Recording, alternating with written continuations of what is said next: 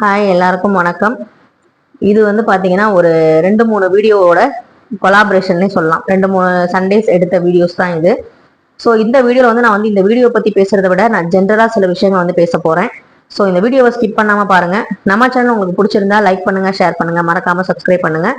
உங்கள் வேல்யூபிளான கமெண்ட் அதில் சொல்லுங்கள். இது வந்து எங்கள் வீட்டுக்காரர் வந்து பார்த்தீங்கன்னா எனக்கு வந்து ஞாயிற்றுக்கிழமை வந்து அவங்க சித்தி சித்தப்பாலாம் வர மாதிரி இருந்தது. அதனால கொஞ்சம் நான் வந்து சமைக்கணும், தனியாக சமைக்கணும் அப்படிங்கறனால அவங்களும் வந்து ஹெல்ப் பண்ணாங்க. இந்த மாதிரி விஷயங்கள்லாம் நம்ம பார்க்கும்போது என்ன தோணும் அப்படின்னா, நம்ம வீட்டுக்காரெல்லாம் வந்து கிச்சன் பக்கத்தே போக மாட்டாருன்னு சில பேர் நினைப்பாங்க. நம்ம வீட்டுக்காரர் இதை விட நல்லாவே செஞ்சு தருவாருன்னு சில பேர் நினைப்பாங்க. ஸோ ஒவ்வொருத்தருக்கும் ஒரு ஒப்பீனியன் இருக்கும்.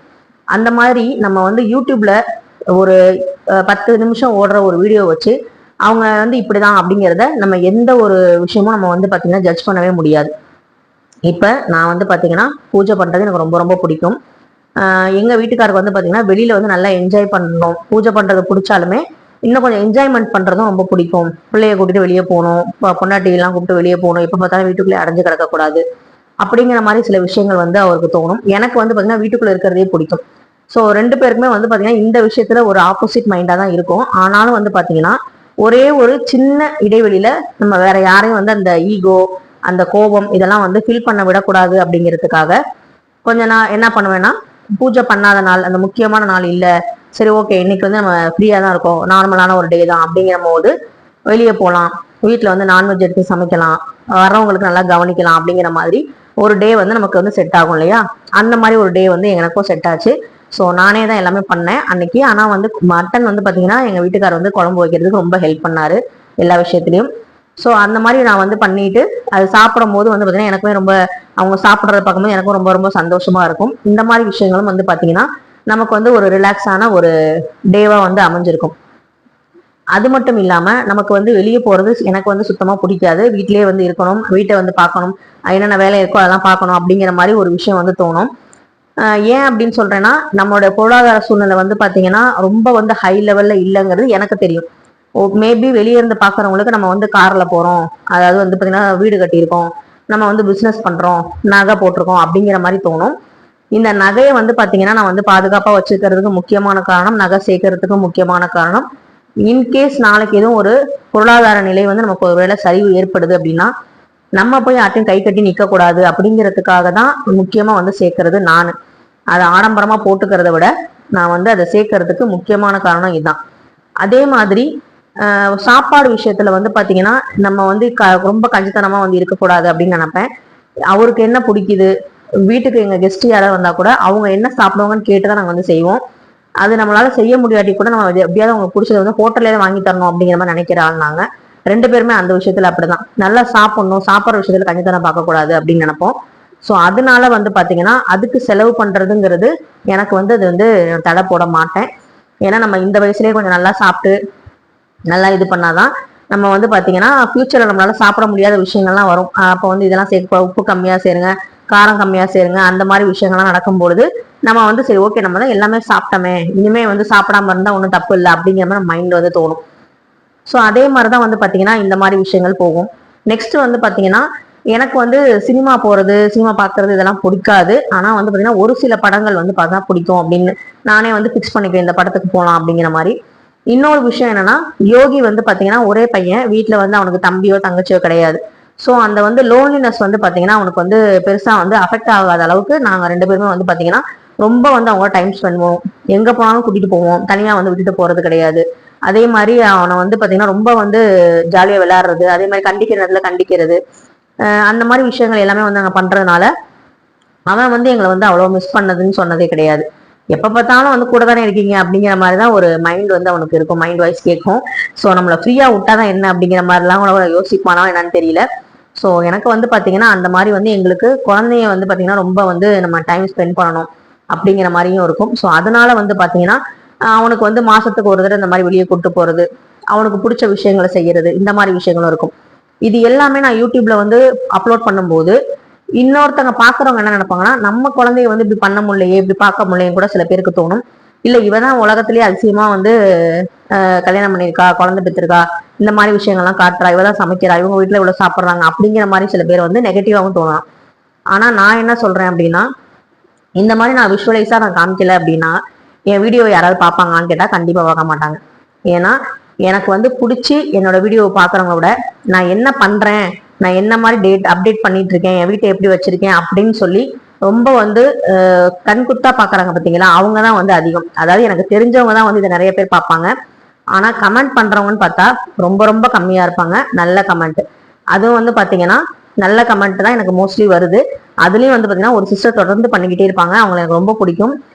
அவங்க ஐடி வந்து பாத்தீங்கன்னா சோஃபியா அப்படின்னு இருக்கும், எனக்கு ரொம்ப ரொம்ப பிடிக்கும். எந்த ஒரு வீடியோ போட்டாலுமே ஒரு நம்ம வீடியோ பார்க்கறோம், அவங்களுக்கு நம்ம ஏதாவது சந்தோஷமா பண்ணுவோம்னு சொல்லிட்டு ஒரு மெசேஜ் பண்ணுவாங்க. அது எனக்கு ரொம்ப ரொம்ப பிடிக்கும்.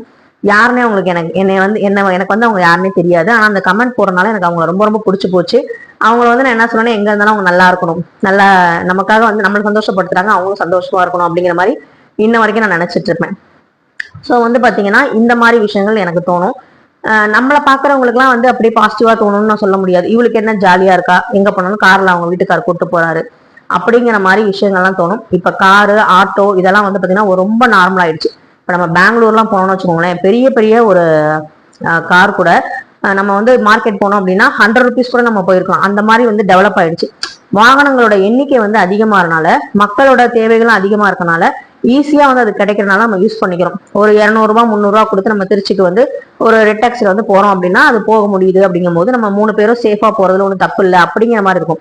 ஆனா சுத்தி இருக்கவங்க என்ன நினைப்பாங்க அப்படின்னா, நம்ம வந்து அடிக்கடி கார்ல போறோம், நல்ல ஆடம்பரம் பண்றோம் அப்படின்னு நினைப்பாங்க. நாங்க வந்து ஃபேமிலியா வெளியே போகும்போது கண்டிப்பா வந்து எங்க அத்தை மாமாலாம் வராங்கன்னா எல்லாருமே வந்து பாத்தீங்கன்னா வீட்டுல வந்து சம்பாதிக்கிற ஆளுங்கலாம். ஸோ வந்து பாத்தீங்கன்னா ஷேர் அப்படிங்கிறது கண்டிப்பா வந்து பண்ணுவாங்க. ஏன்னா வந்து ஒரு ஒரு பையன் அவங்க வந்து பாத்தீங்கன்னா லோன் கட்டிட்டு இருக்காங்க, எல்லாமே தெரியும் அவங்களுக்கு. ஸோ வந்து பாத்தீங்கன்னா அப்படிலாம் விட்டுற மாட்டாங்க. ஸோ வந்து அவங்களும் வந்து பாத்தீங்கன்னா இது மாதிரி போறோம் அப்படின்னா ஷேர் பண்ணுவாங்க, கண்டிப்பா வந்து எல்லாமே செய்வாங்க. ஸோ இந்த மாதிரி விஷயங்களும் பின்னாடி, அதாவது இந்த வீடியோவுக்கு பின்னாடி நடக்கிற விஷயங்களை நான் சொல்லிக்கிட்டு இருக்கேன். ஸோ இந்த மாதிரி விஷயங்களும் நடக்கும். ஸோ வந்து பாத்தீங்கன்னா நம்ம ஒரு நாள் போறோம், சந்தோஷமா என்ஜாய் பண்ணிட்டு வருவோம் அப்படிங்கிற மாதிரி வந்து பாத்தீங்கன்னா சில விஷயங்கள் தோணும்.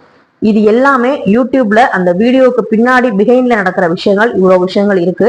ஸோ வந்து பாத்தீங்கன்னா நம்ம வந்து நினைச்சிட்டு இருக்க மாதிரி எல்லாருமே வந்து பாத்தீங்கன்னா சில பேர் வந்து அழுது வீடியோ போட்டு வியூஸ் சம்பாதிப்பாங்க, சில பேர் குடும்ப சண்டையை காட்டி வியூஸ் சம்பாதிப்பாங்க. நான் வந்து பாத்தீங்கன்னா ஆன்மீகத்தை பத்தி சொல்லணும், சாமியை பத்தி சொல்லணும் அப்படிங்கிறதுக்காக தான் ஆரம்பிச்சது. ஸோ வந்து ஒரு சிஸ்டர் என்ன பண்ணியிருந்தாங்க, ஒரு கமெண்ட்ல சொல்லியிருந்தாங்க, நீங்க வந்து உங்க டெய்லி விளாக், உங்க ரொட்டீன் விளாக் இதெல்லாம் போடுங்க. இப்ப நான் வந்து சாமி கும்பிட்றத பத்தி மட்டுமே போட்டாலுமே என்ன நினைப்பாங்கன்னா, இவங்க என்ன சாமியாரா, எப்ப பார்த்தாலும் சாமியை கும்பிட்டு இருக்காங்க, வேற எதுவுமே பண்ண மாட்டாங்களா அப்படின்னு நினைப்பாங்க. எனக்கு தெரிஞ்சவங்க என்ன நினைப்பாங்கன்னா, இவதான் நல்லா நான்வெஜ் சாப்பிடுவாளே, இவதான் நல்லா ஊர் சுத்துவாளே அப்படிங்கிற மாதிரியும், இவனா சாமியை பத்தியே போட்டுட்டு இருக்கா அப்படிங்கிற மாதிரியும் பேசுவாங்க. ஸோ இந்த மாதிரி வந்து நெகட்டிவாவும் பேசுவாங்க, பாசிட்டிவாவும் பேசுவாங்க. நம்ம வந்து நம்ம என்ன பண்றோமோ அதை வந்து நம்மளை பாக்குற வியூவர்ஸ்க்கு, சப்ஸ்கிரைபர்ஸ்க்கு நம்ம உண்மையா காமிப்போம் அப்படிங்கறதுனாலதான் நான் வந்து அப்பப்ப வந்து இந்த மாதிரி வீடியோஸும் நான் வந்து அப்லோட் பண்றேன். ஸோ இது வந்து நான் வந்து சந்தோஷமா இருக்கேன், மகிழ்ச்சியா இருக்கேன் அப்படிங்கிறது ஒரு பக்கத்து இருந்தாலும், நம்மளுடைய எல்லாருமே இந்த வாழ்க்கையை வந்து அனுபவிச்சுட்டு தான் இருக்கோம். அதை வந்து யாரும் மறுக்க முடியாது. ஒரு சினிமாவுக்கு போறதுங்கிறது, ஒரு வீட்டுல வந்து நான்வெஜ் எடுத்து சமைக்கிறதுங்கிறது ஒரு பெரிய ஆடம்பரமா இப்ப கிடையாது.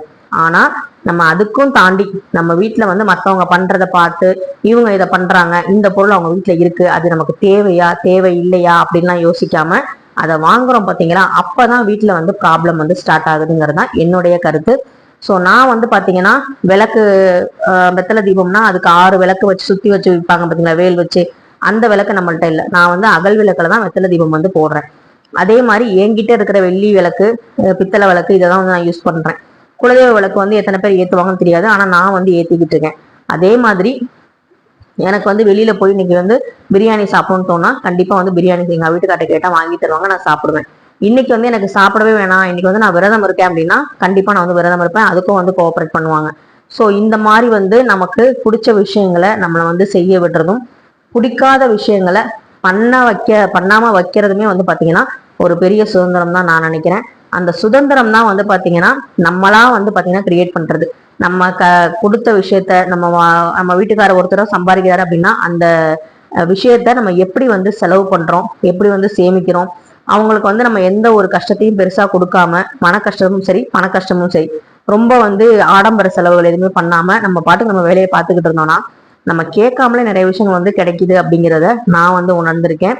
என்ன எப்ப பார்த்தாலும் இதே பண்ணிட்டு இருக்கவா, கொஞ்சம் வெளியே போலாம்னு சொல்லி அவங்களே கூப்பிடுவாங்க. ஸோ வந்து பாத்தீங்கன்னா எல்லாருக்குமே வந்து பாத்தீங்கன்னா ஒரு மனசாட்சின்னு ஒண்ணு இருக்கும் இல்லையா, அந்த மனசாட்சி வந்து பாத்தீங்கன்னா அப்பப்ப வந்து சில பேருக்கு டியூன் ஆகும். கண்டிப்பா நம்ம வீட்டுல இருக்கவங்களுக்கு அது மனைவியா இருந்தாலும் சரி, கணவனா இருந்தாலும் சரி, குழந்தைங்களா இருந்தாலும் சரி, மாமனார் மாமியா இருந்தாலும் சரி, இவ கரெக்டா தான் இருக்கா, இவள்கிட்ட வந்து ஏதோ ஒரு விஷயம் இருக்கு, நல்லதுதான் பண்றா அப்படிங்கிற அந்த டியூன் வந்து என்னைக்கு வந்து ஆன் ஆகுதோ அன்னைக்கு வந்து பாத்தீங்கன்னா நமக்கு லைஃபே வந்து பாத்தீங்கன்னா கொஞ்சம் டேர்ன் ஆகும் அப்படிங்கிறதுல நான் ரொம்ப நம்புறேன். இந்த யூடியூப்பும் பாத்தீங்கன்னா அப்படிதான். நான் வந்து பாத்தீங்கன்னா ஆரம்பிக்கும் போது இன்ன வரைக்கும் பாத்தீங்கன்னா இதுல இருந்து ஒரு பைசா கூட சம்பாதிக்கல. ஆனா என் சந்தோஷம் வந்து பாத்தீங்கன்னா யூடியூப்ல நான் வந்து வீடியோ போட்டு பேசுறது எனக்கு ஒரு சந்தோஷம். இந்த சந்தோஷத்துக்கு நான் வந்து பிரைஸ் வந்து வச்சு நான் வந்து மணி சம்பாதிக்கணும் அப்படிங்கிறது செகண்டரியா இருந்தாலும், இந்த சந்தோஷத்தை நான் அனுபவிக்கும் போது எனக்கு நிறைய விஷயங்கள் தெரியுது, சில விஷயங்கள் தெரியுது, அதை வந்து நான் சொல்றேன் அப்படிங்கும் போது எனக்கு ஒரு ஆனந்தம் கிடைக்குது. அந்த ஆனந்தத்துக்கு விலையே வந்து மதிப்பே கிடையாதுன்னு நான் நம்புறேன். ஸோ இதுதான் வந்து பாத்தீங்கன்னா ரொம்ப நாளா உங்ககிட்ட சொல்லணும்னு நினைச்சேன்.